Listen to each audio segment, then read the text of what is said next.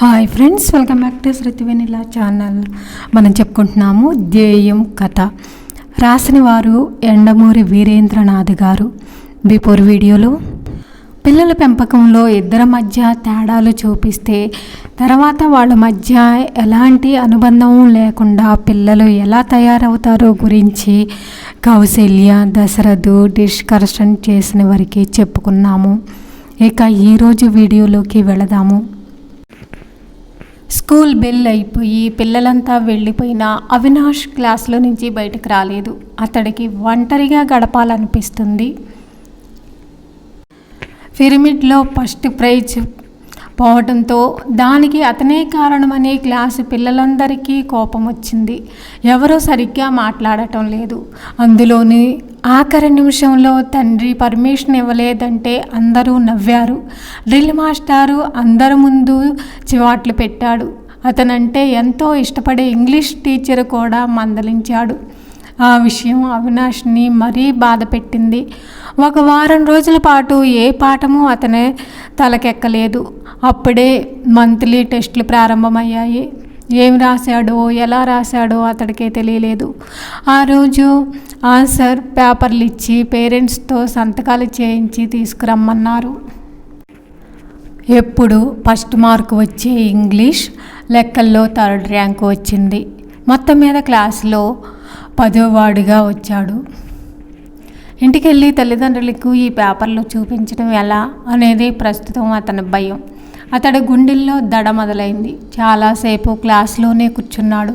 తర్వాత బయటకు వచ్చాడు. స్కూలు ఆవరణం అంతా నిర్మానుష్యంగా ఉంది. కాళ్ళు ఈడ్చుకుంటూ నడవసాగాడు.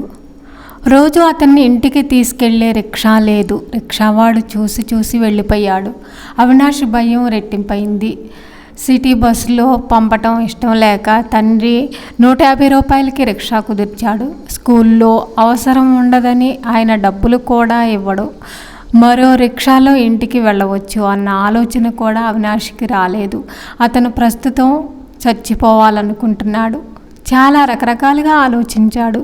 రైలు కింద తలపెట్టేటట్లు, అతడి శవం మీద తల్లిదండ్రులు పడి ఏడ్చినట్లు అతని ఊహలు సాగాయి. ఈ విధమైన ఆలోచనలు అతడికి ఒక రకమైన సాడిస్టిక్ సంతృప్తినిచ్చాయి. తన విలువ గుర్తించాలి అంటే తాను చచ్చిపోవాలి అనుకున్నాడు. అతడిలో కసి బయలుదేరింది. రైలు పట్టాల వైపు నడవసాగాడు. చాలా చిన్న చిన్న సంఘటనలు జీవితాన్ని మారుస్తాయి. అతడు అలాగే రైలు పట్టాల దగ్గరికి వెళ్ళి ఉంటే అతడు సాయంత్రమే చచ్చిపోయేవాడేమో. ఇంతలో ప్రీతం లోనా మీద వస్తూ అతన్ని చూసి ఆపాడు. హాయ్, ఏమిటి ఇలా నడుచుకుంటూ వెళ్తున్నావు అన్నాడు. రిక్షా రాలేదు అన్నాడు మెల్లగా. అలాగా, కూర్చో, తీసుకెళ్తాను అన్నాడు ప్రీతం. ప్రీతం అంటే తన తల్లిదండ్రికి ఏమాత్రం లెక్కలేదని అవినాష్కి తెలుసు. అతడితో మాట్లాడొద్దని తండ్రి చాలాసార్లు వార్నింగ్ ఇచ్చాడు కూడా. కానీ ఆ విషయం ప్రీతంతో చెప్పే ధైర్యం కూడా లేదు. ఏమిటో ఆలోచిస్తున్నాం, రావా అడిగాడు ప్రీతం అసహనంగా. వస్తాను, వెనక్కి ఎక్కి కూర్చున్నాడు అవినాష్. కానీ ఇంటికి కాస్త దూరంలో దింపే అన్నాడు ప్రీతం నవ్వుతూ. ఏం, లోనా ఎక్కితే భయమా, లేక మీ నాన్నగారు అమ్మగారు నాతో కలిసి చూస్తే తిడతారు అని అడిగాడు. అవినాష్ మాట్లాడలేదు. నువ్వు చాలా ఎదగాలోయ్ అన్నాడు ప్రీతం. దానికి కూడా అవినాష్ ఏం మాట్లాడలేదు. లోనా ఒక షాపు ముందు ఆగింది. ఇదేంటి ఆపావు అన్నాడు. కాస్త పనుందిలే, పద లోపలికి అన్నాడు ప్రీతం. ఇద్దరూ లోపలికి వెళ్ళారు. క్రికెట్ బ్యాటు, బాల్ సెట్ ఉందా అడిగాడు ప్రీతం షాపు వాడిని. షాపువాడు లోపలికి వెళ్ళాడు. అంతలో కౌంటర్ మీద పెట్టి ఉన్న గేమ్స్లో నుంచి ఒకటి తీసి అవినాష్ బ్యాగులో పెట్టేశాడు ప్రీతం. ఏమిటిది భయంగా అడిగాడు అవినాష్. షూ, మాట్లాడకు, తర్వాత చెబుతాను అన్నాడు. షాపువాడు బ్యాట్ తీసుకురావడంతో ఆ సంభాషణ అక్కడతో ఆగిపోయింది. అవినాష్ మొహం నిండా చెమట్లు పట్టాయి. భయంగా అటు ఇటు చూస్తూ నిలబడ్డాడు. గుండెల్లో దడగా ఉంది. షాపువాడు అనుమానం వచ్చి తన బ్యాగ్ చెక్ చేస్తే తన బ్యాగులోనే అది ఉంది. కాబట్టి తననే దొంగ అంటాడేమోనని అవినాష్ భయం.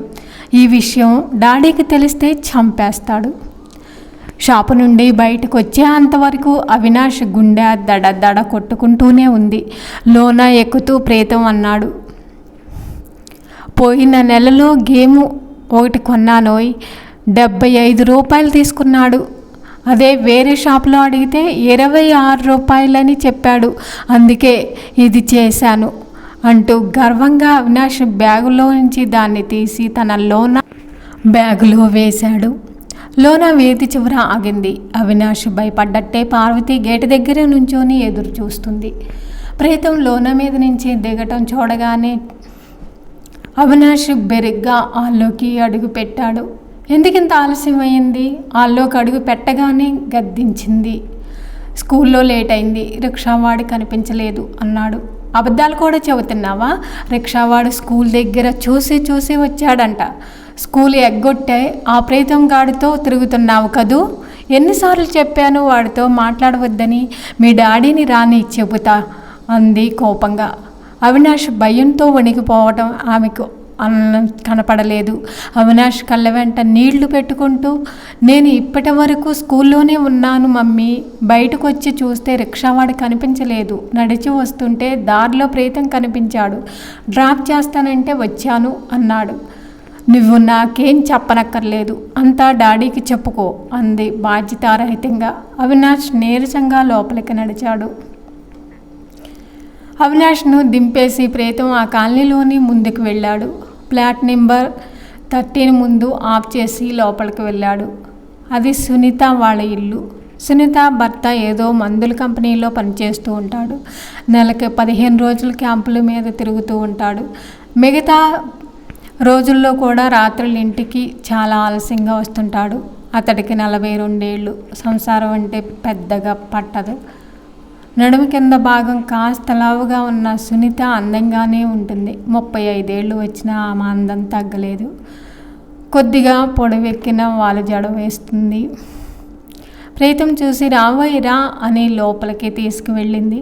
లోపల టీవీ నడుస్తుంది. ప్రీతం వెళ్ళి సోఫాలో కూర్చున్నాడు. టీ ఇవ్వనా అంది సునీత. వద్దు అన్నాడు స్టైల్గా. సునీత వచ్చి అక్కడ పక్కనే సోఫాలో కూర్చుంది. ఆ కూర్చోవటం కూడా కాస్త దగ్గరగా అతడికి ఆనుకుంటూ కూర్చుంది.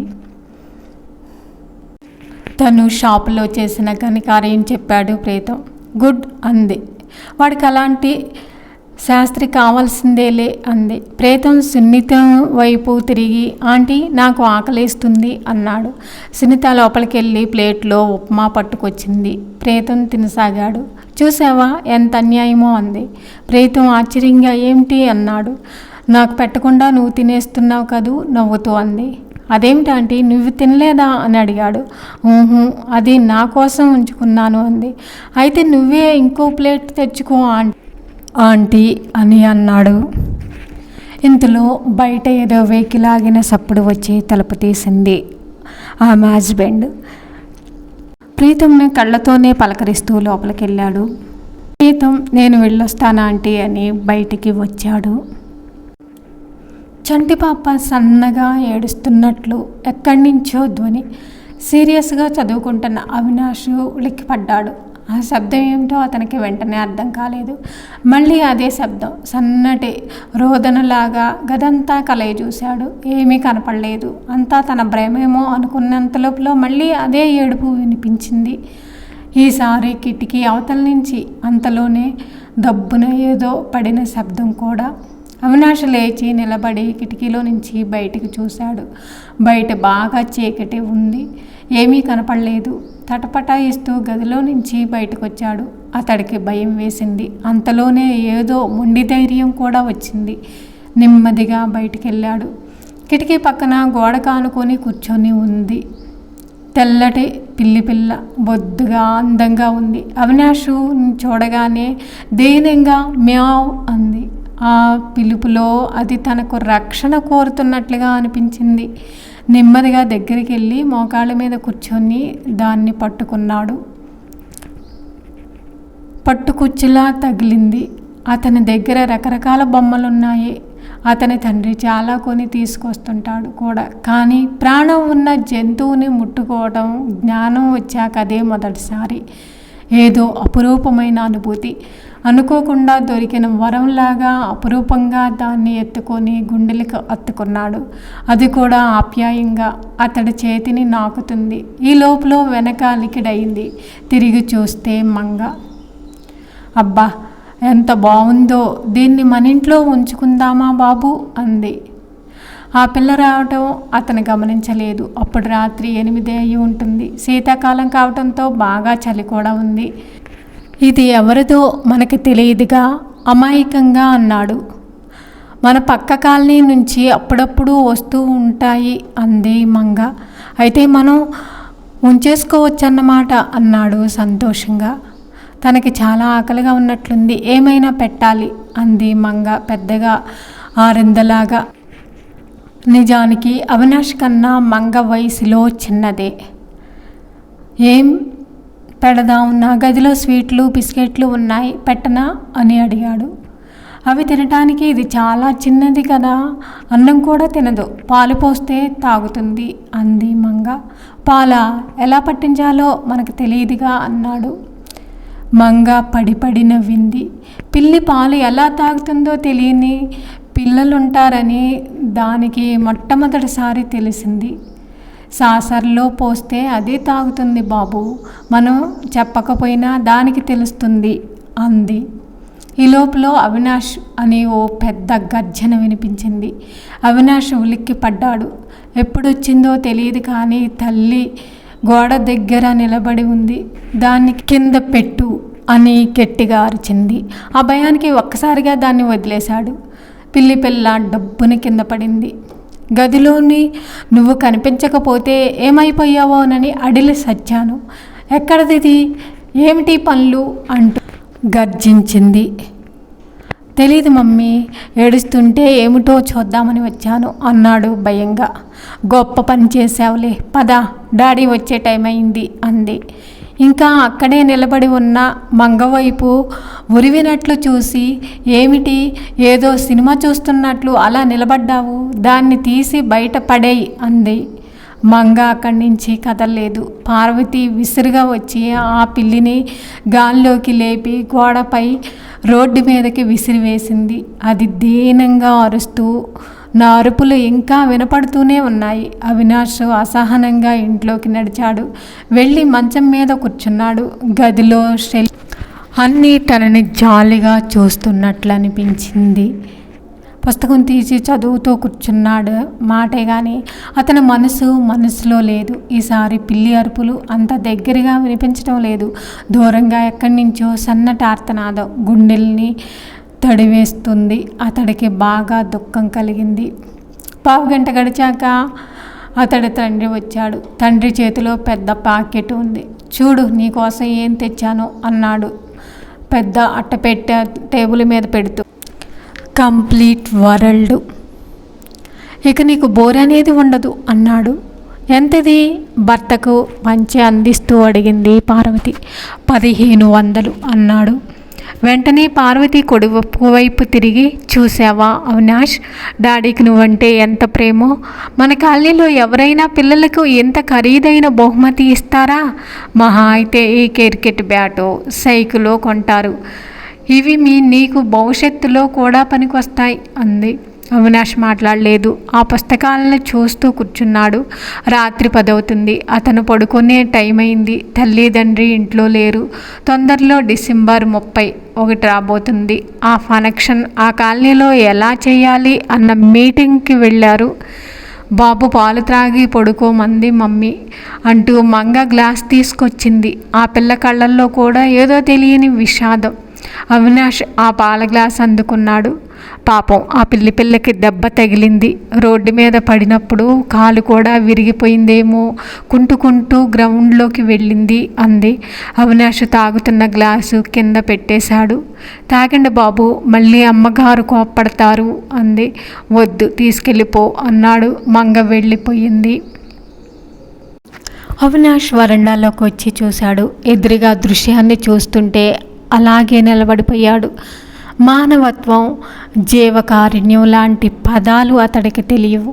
కానీ ఆ దృశ్యాన్ని చూస్తుంటే మనసు నిండా ఏదో భరించలేని అతృప్తి అనిపించింది. 8 ఏళ్ళు కూడా లేని మంగ పిల్లని ఒళ్ళో పెట్టుకొని చిన్న గిన్నెలో పాలు తాగిస్తుంది. అలికిడికి తలెత్తి అవినాష్ని చూసింది. వెన్నెల ఆ పిల్ల కళ్ళల్లో పడి మెరుస్తుంది. మీరు పాలు వదిలేయటం మంచిదయింది బాబు, లేకపోతే ఇంత రాత్రి వేళ పాలు ఎక్కడ దొరుకుతాయి అంది. అతడు మాట్లాడలేదు. ఆ దృశ్యాన్ని అపురూపంగా చూస్తున్నట్లు నిలబడాడు. అంతలోనే మంగ సంతోషంగా, దీని కాలు విరగలేదు బాబు అంది. అతడికి సంతృప్తిగా అనిపించింది. ఇంతలో దూరంగా మరొక ఆకారం దగ్గరికి రావడం కనిపించింది. అది సావిత్రి. వచ్చి కూతురు దగ్గర కూర్చొని ఒక చిన్న డబ్బా మూత విప్పింది. ఏమిటిది అని అడిగాడు అవినాష్. పసుబాబు అంది సావిత్రి. పిల్ల మీదకి కుక్కలో ఎగబడుతూ ఉంటే ఇదేమో చెప్పకుండా పరిగెత్తుకు చీకటి కదా, రాయైతే తగిలి పడింది. మోచేతులు మోకాళ్ళు కొట్టుకుపోయాయి.